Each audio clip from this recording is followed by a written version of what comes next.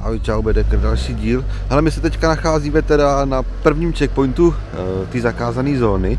Čekáme teďka na vyřízení nějakých papírů pro vstup a papírů pro drony. A dneska máme v plánu navštívit radar Dugu, protože v Pripyati probíhá nějaký cvičení, jo? A je to tam otevřený asi až od 3. nebo od 4. hodiny, jo? Jinak je to tam teďka zakázaný. Takže ten radar dneska máme určitě a uvidíme potom, co dál, co stihneme, no. Jinak teda je tady čím dál víc jako zákazů, opatření a zavřených jako oblastí, takže pokud někdo plánuje navštívit jako Černobylskou oblast, tak by to chtělo asi co nejdřív úplně, no. A protože to je čím dál horší teda, no. Ale tak jo, my už asi pojedeme za chvilku, tak se uvidíme, koukejte, jo. Čau.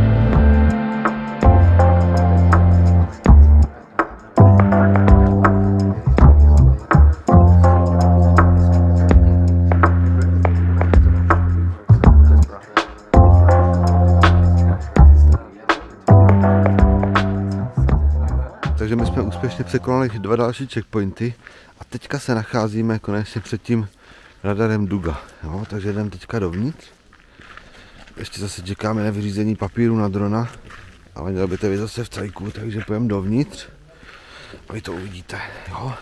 Ono ještě vlastně kolem toho je takový celý vojenský městečko, takže se tentokrát pokusíme projít co nejvíc to půjde, no. Máme na to teďka dost času, takže jdeme na to, jo?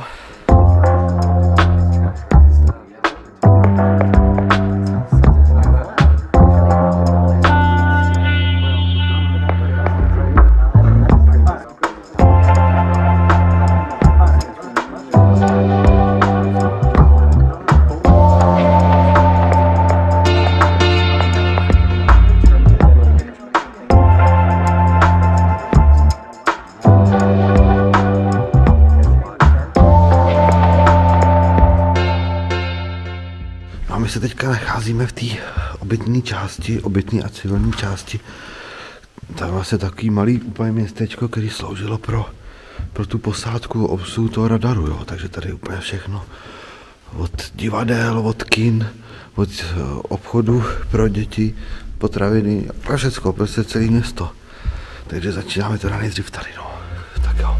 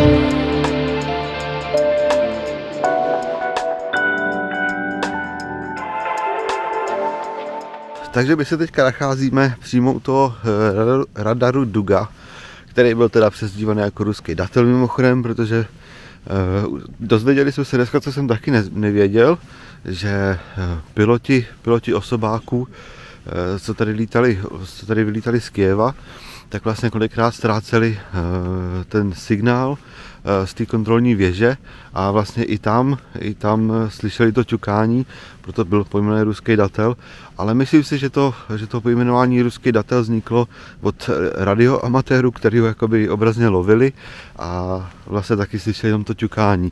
Nicméně je to Over the Horizon radar, který plánovali, že by měl zachytit vzlet nepřátelské rakety až za tím horizontem.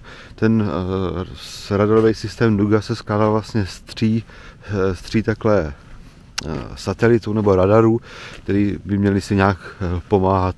Úplně nevím, jak to bylo vymyšlené.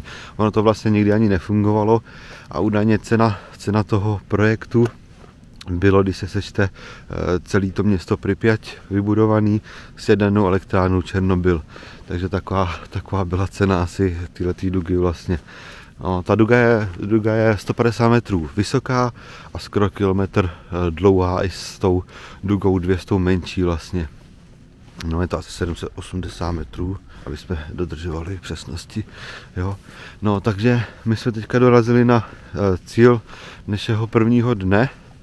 Jo, protože jsme se to městečko předtím, vlastně to bylo rozdělené na tu civilní část, na to, kde bydlely ty rodiny těch pracovníků, co tady byli a těch vojáků, ty obsluhy, všechno možný. A teďka je tady ta vojenská část, ta byla normálně přehrazená bránou s tím checkpointem a tam mohli opravdu ty, co tady měli povolení, být v tomto prostoru. Je to sice hned vedle sebe, ale bylo to normálně oddělený plotem s osatým drátem a tou bránou. Takže to bylo strašně zajímavé vlastně. Jo, byl tam i hotel, kde údajně bydleli svobodní důstojníci, nebo ty, kteří se sem teďka nově přistěhovali, ještě měli k dispozici byt, tak tam byl hotel a nebo tam bydleli nějaký celebrity, zpěváci, herci, co vystupovali tady v tom městečku udělaným pro ten radar. A ještě taková zajímavost, vlastně tam tu zastávku s tím medvídkem, jak jste viděli na začátku úplně, tak to bylo vlastně maskování, protože ta příjezdová cesta, ta odbočka, vede jenom k tomuhle radaru. Jo? Takže oni tam postavili zastávku autobusovou, aby to vypadalo jako, že tam zatím je vlastně původně dětský tábor. To nebylo jako dostačující, tak tam ještě udělali zastávku s tím medvídkem. No a potom tam byly vlastně 2 cedule, asi po 200 metrech tam je cedule zákaz vjezdu a po dalších 100 metrech je tam zákaz vstupu cedule, takže bylo takové maskování, jako důmyslný. Měli fištron, no, teda tenkrát. A takže my teďka dneska asi už nic moc nestihneme, protože jednak se tady stmívá a tu zónu musíme opustit asi do 7 hodin, což je tak nějak teďka asi akorát. No, takže se vrátíme teďka na naše ubytování, kde nás čeká nějaká místní večeře, nějaká místní vodka, která je silná a pro Čechy se doporučuje maximálně 3 panáky za ten jeden večer, takže uvidíme. A zítra bude nový den, zítra měla být Pripyat asi a uvidíme co dál, no, taky podle počasí a podle toho, jak budeme stíhat. Tak jo, zatím se teda mějte hezky, jo, my jdeme pokračovat. Čau.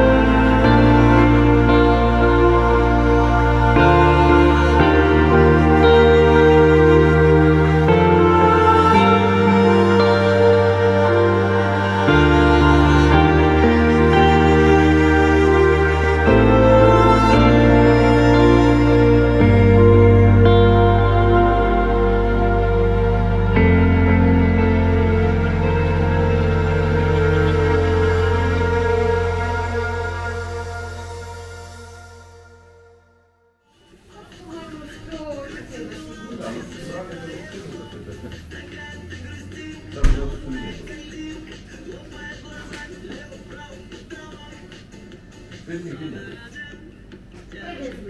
хочете, я закажу вам. Що не сезон? Я вас прошу. На папір треба вакцинувати.